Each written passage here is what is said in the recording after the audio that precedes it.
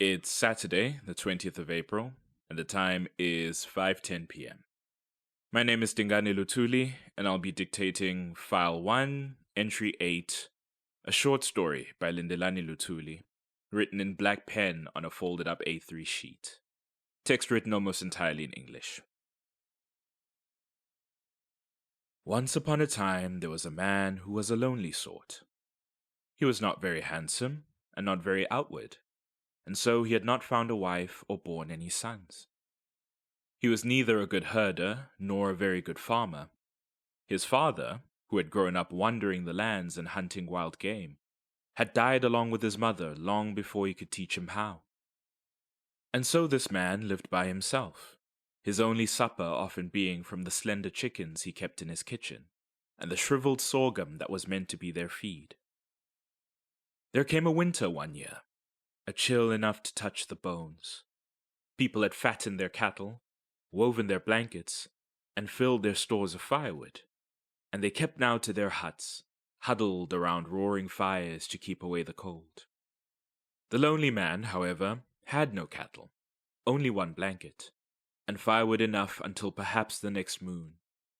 His crops were weathered, his chickens, all dead by now, were picked clean. He suddenly found himself starving, and certain he wouldn't last a week. It was then that a knock came at his door. It was night, and his limbs were heavy with fatigue, but he heaved himself up to open it, finding a small figure waiting out in the biting cold. It was hard to see this visitor at his doorstep, not because the man couldn't see anything in the darkness, but because it seemed of the darkness itself. It was hard to look at, like staring into the sun, except where the sun shone with bright light, this visitor was cloaked in blinding shadow. The man narrowed his eyes against it, trying to get a better look. He could just make out the silhouette of limbs and fur, and was that an unsmiling face? He was doubtful that it was a man, though it wasn't a beast either. It was something in between the two, or perhaps something beyond them. "I greet you," said the visitor, a voice smooth as silk and deep as the gorge beyond the man's village. "I have traveled far to come here, and I am very cold. All I ask is for a warm spot to rest my weary head. Will you offer me this?" The man blinked a few times, unable to see any mouth on this creature, unable to make sense of its presence here. The thought came suddenly then, and with some resignation, that this might be death come to find him, ravenous and freezing on the floor of his kitchen. Seeing no reason to defy it, the man stepped aside from his doorway and welcomed the visitor in. It entered the hut, all black smoke and slouching limbs, and went to settle itself against the wall furthest from the door. "Have you come for me?" the man asked, feeling what little strength he had leave him after he had shut the door. "Have you come to take me to the Creator?" "I am not your death," the visitor said. "As you have offered me a place to rest, I may well be your life. I shall not be here when you wake, but in the night, when you are to make your supper, you shall call on me. Call by any name, and as long as it is me you seek, I shall answer." The man was stunned by this, but could not think on it any further, as a white haze clouded his vision, and sleep took him unbidden. When the man woke the next morning, there was no dark visitor in his home. A dream, he thought, born of strange delusion. Rest had at least done him some good, and he had life enough to remember he was starving. So he wrapped himself in his blanket, picked up his spear, and went out to brave the cold, deciding an attempt at hunting was better than waiting to die. After hours in the far fields, though, picking what wild berries still clung to their stems beneath the frost, and failing to strike the single antelope he'd spotted, he returned to his home in the evening with nothing for his supper. In a moment of desperation, he stood in his doorway and called out into the night. "Visitor, please, I call on you. I am to make my supper." And so I answer, said that boundless voice, coming from behind him. The man spun on his feet to see the dark figure squatting exactly where it had been the night before. He saw no eyes, but was certain it was looking at him. Have you anything to make your supper? Very little, the man answered. Only a handful of sorghum grains and a chicken's foot. That is no difficult matter, the visitor said. Raise the fire, for tonight you shall eat like a chief. The man shook his head. How? So long as you offer me a place to rest, you shall not want. Take of my body to use for meat. Take of my bone to grind for meal. Take of my blood to season as salt. The man was alarmed by the visitor's words, but the hunger in his belly cried louder than any worry. He went to his table and took up a knife, and moved towards the visitor to follow its instructions. This close, he was unable to look at any part of it, and relied on touch as he moved his hands. He tried not to recoil as he grasped its cold, furry, fleshy form, and cut off one of its limbs. It made no sound as he separated bone from joint, and meat from bone, its brackish blood collecting in a bowl he had placed underneath. He took all of these, preparing them as advised, and when he was done, he found himself with a large meal. The man ate well that night, better than he had since his mother was still alive to make his meals for him. His belly filled and his blood warmed, expelling the cold that had long set into his body. He offered some to the visitor, a habit of custom, only thinking after how strange it would be to eat a meal made of your own body. The visitor, though, seemed amused as it declined his offer. The meal is for you, it said. Eat well and sleep, for there is still much of winter to face. And so the man ate and slept, and the next day followed the same. Each night, he would take of the visitor's body, and bone, and blood to make his supper. Each night, he would sleep fuller than before. And each night, the visitor seemed just a bit smaller, where it squatted against the wall of the man's hut. Then came the end of winter, and finally the chill had broken.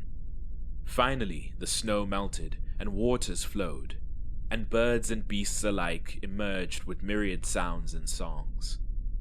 The man awoke in the first week of spring, feeling hearty and healthy, stronger than ever.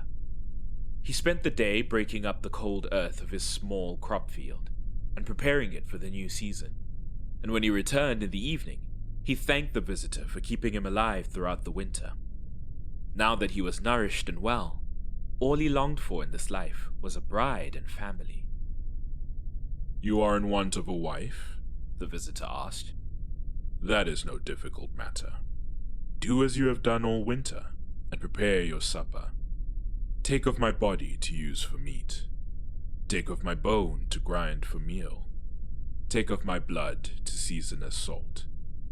Then take the food with you to the home of the woman you find most beautiful, and share it with her family.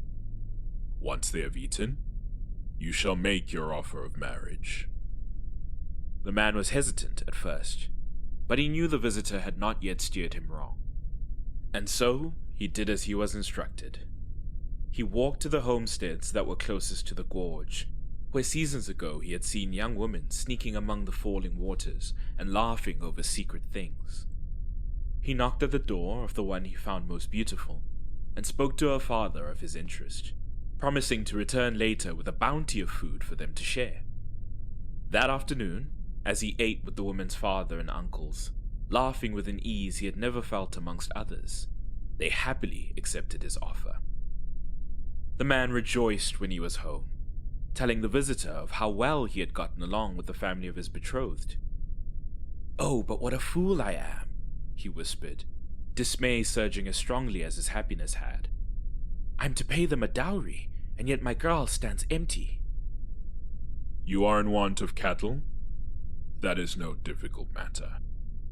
When you prepare your supper tonight, leave a small piece of meat aside, the size of your palm. After you have eaten, go out into the night and place it at the heart of your kraal. And tomorrow you shall find a large and healthy cow. The man did not even balk at the visitor's words this time. He simply followed its instructions, and sure enough, woke the next morning to find a sizable cow in his kraal. He continued this process for 14 more nights, stopping when he had a dozen enough for the bride price, and 3 to keep for his new family.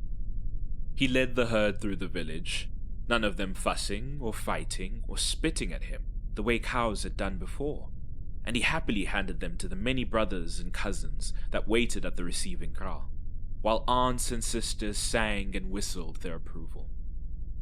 The man returned to his home, unable to believe all he had been blessed with. He came to his kitchen that night and called to the visitor. "I thank you for all that you've provided for me," he said. "And now you no longer need to help me. You can be on your way." The visitor seemed confused. How do you mean? "I have a wife now," the man said. "She will tend to our crops, bring life to them where I could not.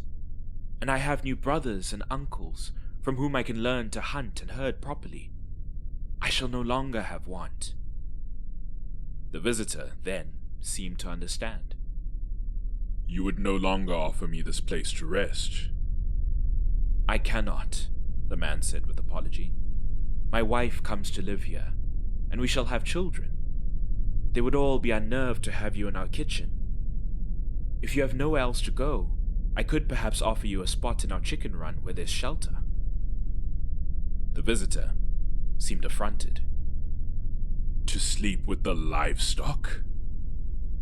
"I am sorry," the man said. "It is all I can give. I have been blessed with a new family, and I cannot risk to lose them."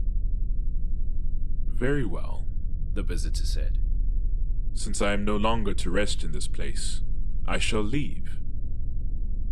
And I shall leave with all I have given. The man hadn't noticed how dark it had become inside the kitchen hut, and when the visitor had grown to stand as tall as the wall it squatted against, so much larger than him when he had remembered it becoming smaller and smaller. Still, he did not notice when the visitor had leapt from its spot and tackled him to the ground, weighing him down with its cold, furry, fleshy form. How many nights did you take of me to make your supper? It asked, its voice as black and vast as the sky. I shall think back and count, and for each, I shall take of your body to use for meat, take of your bone to grind for meal, and take of your blood to season as salt. The man felt, in a single lance of blinding pain, his hand pulled away from his arm. He wished to scream, but could not, his breath held by the weight of the visitor as it took his severed, bloody hand into itself. He saw no mouth, heard no sound of chewing or swallowing, but knew the creature had consumed it all the same. After this went his other hand, and then his foot, his forearm, his leg. Long would the visitor count, one for every night of winter and half of spring. But there was not nearly enough of the man for it to finish counting. I have very little desire to dig up my matric paper 2 skills and examine that one. Ultimately, I'm just trying to figure out why my father put these in here, or why he even wrote them in the first place. Clearly, the subject matter of all his short stories are strange, dark, often involving witchcraft or having vaguely witchy vibes. If he didn't subscribe to the beliefs that my grandfather had, then maybe hearing all of this stuff from him growing up is what caused their falling out, and this was his way of processing his childhood. And if he did believe that this was all real, maybe this was him fictionalizing it as a way of dealing with that existential fear. Suddenly I'm a behavioral psychologist. Honestly, the only other thought I've had is that, at least in his mind, this was meant to be some sort of guidebook to the supernatural. In which case, it's a terrible one. There don't appear to be any rules to how the scary things work or about how to deal with them. And seemingly, the protagonists of the story always lose, often in a very gruesome way. I can't see anyone consuming all of this and then going, time to pick up a weapon and fight, like some stupid teen in an American movie. I just don't know what to do with all this. I went into this project hoping to understand my father better than I did, and now I'm starting to realize I didn't know the man at all.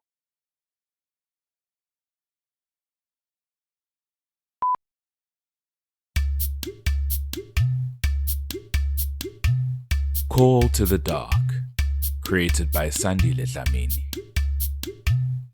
Featuring Dingane, voiced by Sandile Dlamini. To keep up with the show, visit @CallDarkPod on social media or email calldarkpod@gmail.com.